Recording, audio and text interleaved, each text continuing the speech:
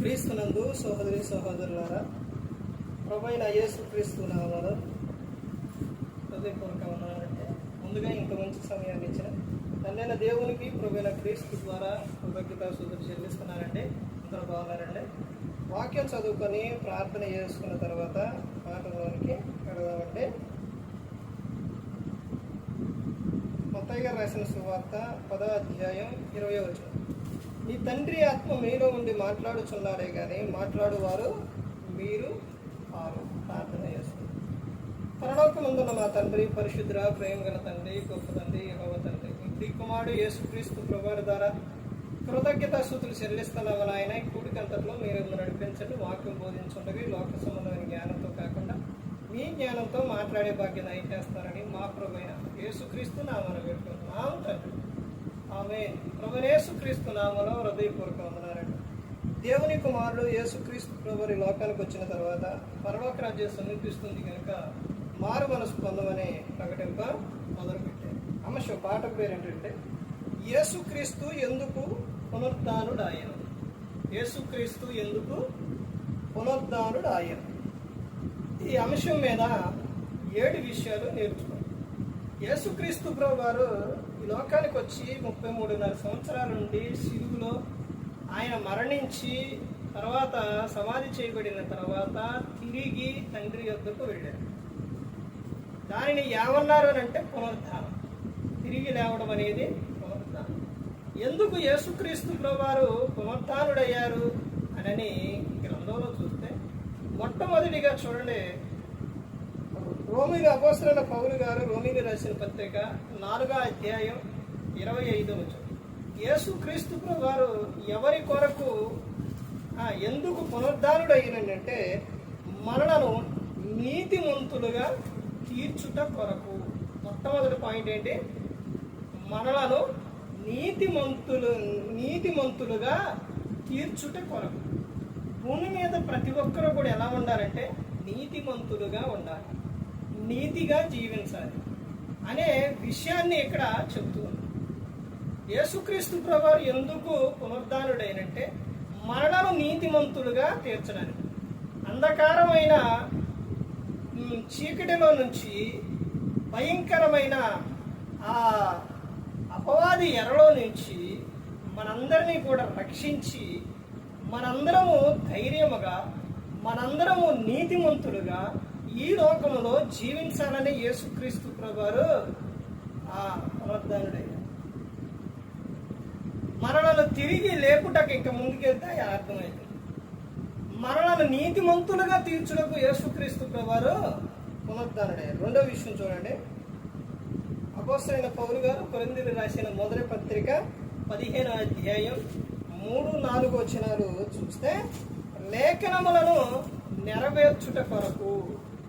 ఎందుకు పునరుద్ధానుడయ్యారని అంటే యేసుక్రీస్తు ప్రభువారు ఇక్కడ రెండో విషయంగా మనం చూస్తే, లేఖనాలను నెరవేర్చుట కొరకు. తండ్రి అయిన దేవుడు పాత నిబంధనలోనే ఆయన ప్రవచనం చెప్పారు. కొత్త నిబంధనలో నెరవేర్పు అనేది జరిగింది. ఆ లేఖనాలు ఏదైతే ఉన్నాయో, ఎలాగైతే చెప్పారో దానిని నెరవేర్చుటకు యేసుక్రీస్తు ప్రభువారు తిరిగి లేచారు. ఇప్పుడు యెషయా గ్రంథం ఉందండి. యెషయా గ్రంథంలో యేసుక్రీస్తు ప్రభువారు ఎలా పుడతారనేది ఉంది. తర్వాత పుట్టిన తర్వాత ఆయన మీద ఏ భారం పెట్టారు అనేది ఉంది. ఇవన్నీ కూడా ప్రతి ఒక్కటి కూడా నెరవేర్చుటకు, లేఖనాలు నెరవేర్చుటకు యేసుక్రీస్తు ప్రభువారు తిరిగి లేచారు. మూడో విషయం ఏంటంటే, యోహాను గారు రాసిన సువార్త 14వ అధ్యాయం 16వ వచనంలో ఆదరణకర్తను పంపుట కొరకు.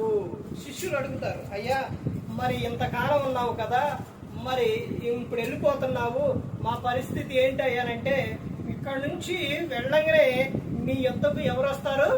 ఆదరణకర్త వస్తారు. అదే విషయం ఆయన వచ్చిన తర్వాత ఏం చెప్తారంటే, 16వ అధ్యాయం 7-8 వచనాల్లో ఏమని చెప్తారనంటే, ఇదిగో ఆయన వచ్చినప్పుడు మిమ్మల్ని సర్వ సత్యములోనికి మిమ్మల్ని నడిపిస్తారు. ఇప్పుడు నేను ఇక్కడ నుంచి వెళ్ళలేదు అనుకోండి, పునరుద్ధానుడై నేను వెళ్ళలేదు అనుకోండి, ఆయన రారు. అర్థమవుతుందండి? నేను వెళ్ళిన తర్వాతే ఆయన వస్తారు అని చెప్పి ఆయన పునరుద్ధానుడయ్యి వెళ్ళాడు. ఎన్ని విషయాలు చూసామండి? 3 విషయాలు చూసాం. 4వ విషయం చూడండి. కీర్తన గ్రంథం 16 అధ్యాయం 10వ వచనంలో ప్రవచనములను నెరవేర్చుట కొరకు. ఎందుకు పునరుద్ధానుడు అయ్యారంటే ఇక్కడ ఏమని చెప్తున్నారు? ప్రవచనాలు, నా చెప్పాం కదండి, ప్రవచనాలు నెరవేర్చుట కొరకు యేసుక్రీస్తు ప్రభువారు పునరుద్ధానుడయ్యి వెళ్ళారు.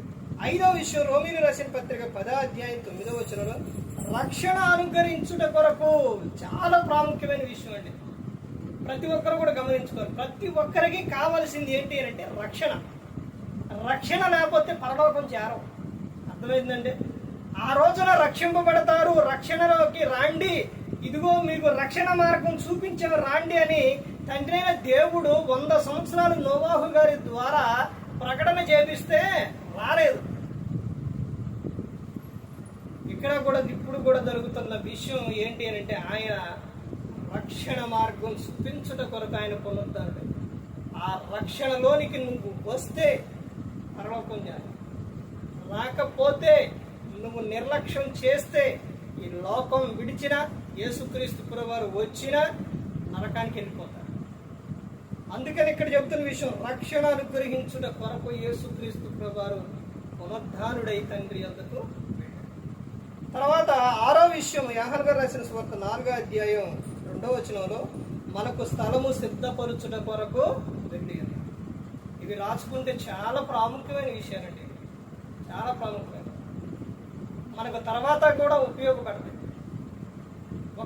ఒక చూడండి, బయట ఏదన్నా ఒక పాట వెళుతుంది అనుకోండి, ఎవరైనా పాట పెట్టుకుని ఎత్తున్నారు అనుకోండి, లేదా ఎవరన్నా ఏదైనా ఒక మాట మాట్లాడారనుకోండి, ఏదైనా ఒక శబ్దం ఏదైనా కానీ వెంటనే టక్కనంట మనం వినంగానే ఏమవుతుంది? మనం ఆలోచనలు మన మైండ్లో అదే ఉంటుంది.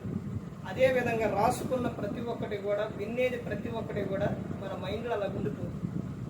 అందుకని ఇవి రాసుకుంటే చాలా ఉపయోగపడతాయండి. నేను పాటల బుక్కు ఎన్ని సంవత్సరాలు అవుతుందో తెలుసండి రాసి? చాలా సంవత్సరాలు అవుతుంది.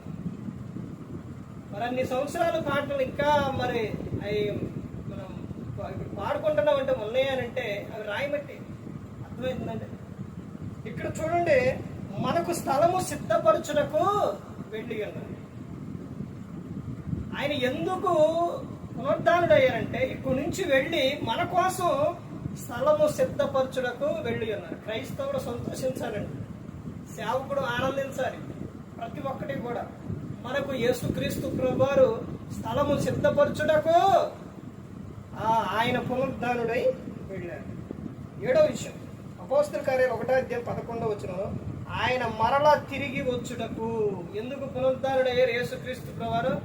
మరలా తిరిగి వచ్చుటకు ఆయన పునరుద్ధానుడై వెళ్ళారు. ఆయన మధ్యాహ్నానికి వస్తారండి. ఆ రోజున ప్రతి ఒక్కరు కూడా ఆయన ఎదుట నిలబడతారు. ఈ భూమి మీద ప్రతి ఒక్కరు కూడా సమాధులు తెరబడతాయి. కాల్చిన సముద్రంలో కలిపినవన్నీ అప్పజెబుతాయి. అందరూ కూడా మధ్యాహ్నానికి వెళ్ళిన తర్వాత ఈ దేహంతో జరిగించిన ప్రతి ఒక్కటి కూడా క్రీస్తు న్యాయపీఠం ఎదుట నిలబడ్డప్పుడు లెక్క చెప్పవలసి ఉన్నది. ఆయన మరల తిరిగి వచ్చుటకు ఆయన పునరుద్ధానుడయ్యి వెళ్ళాడు. ఎందుకు యేసుక్రీస్తు ప్రభువారు పునరుద్ధానుడయ్యారండి? 7 విషయాలు చూసాం. మొట్టమొదటిది ఏంటంటే మనలను నీతిమంతులుగా తీర్చుటకు. 2వ విషయం ఏమని చెప్తున్నారు? లేఖనములను నెరవేర్చుట కొరకు. 3వ విషయం ఆదరణకర్తను పంపుట కొరకు. 4వ విషయం ప్రవచనాలను నెరవేర్చుట కొరకు. 5వ విషయం రక్షణ అనుగ్రహించుట కొరకు. 6వ విషయం మనకు స్థలము సిద్ధపరచుటకు. 7వ విషయం ఆయన మరలా తిరిగి వచ్చుట కొరకు. ఇందుకొరకు యేసుక్రీస్తు ప్రభువారు పునరుద్ధానుడయ్యాడు. ఏ ఒక్కరిని దేవుడు విడిచిపెట్టరండి. ఇదిగో ప్రతి ఒక్కరు కూడా ప్రతి ఒక్కరికి సువార్త వెళ్ళాలి. నమ్మి బాప్తిస్మం పొందిన వాడు రక్షింపబడును, నమ్మని వానికి శిక్ష విధింపబడును అని ప్రతి ఒక్కరికి తెలియపరచాలి అనే ఈ రోజున దేవుడు ఫోన్ ద్వారా వాక్యాలు అనేకులకు వెళుతుంది. వాక్యాన్ని విని ఆ వాక్యానుసారంగా నడిచినప్పుడు ప్రతి ఒక్కరు కూడా రక్షణ మార్గంలోనికి క్రీస్తు యొద్దకు వచ్చినప్పుడు నువ్వు మనసు మార్చుకొని మారు మనసు పొంది పాప క్షమాపణ నిమిత్తం యేసుక్రీస్తు నామమున నువ్వు బాప్తిస్మం పొందినప్పుడు నువ్వు ఈ లోకం విడిచినప్పుడు పరలోకానికి చేరుతావు. అలా చేరాలని దేవుడు కోరుకున్నాడు. పరిశుద్ధాత్మ వరం నువ్వు పొందుతావు.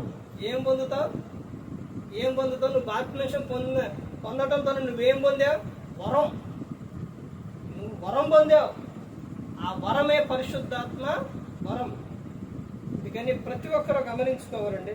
ఏ ఒక్కరు కూడా నశించి నరకానికి వెళ్ళిపోకూడదని యేసుక్రీస్తు ప్రభువారు ఈ లోకానికి వచ్చి మనందరి కోసం శిలువలో తన ప్రాణాన్ని పెట్టి ఉన్నారు. మరి ఈ విధంగా నిలబెట్టి మాట్లాడించిన తండ్రైన దేవునికి కృతజ్ఞతాస్తుతులు చెల్లిస్తూ, ఇంతవరకు శ్రద్ధగా ఉన్న మీకు ప్రభు పేరు నా హృదయపూర్వకంగా చెల్లిస్తూ ఈ మాటలు ముగిస్తాను. అందరికీ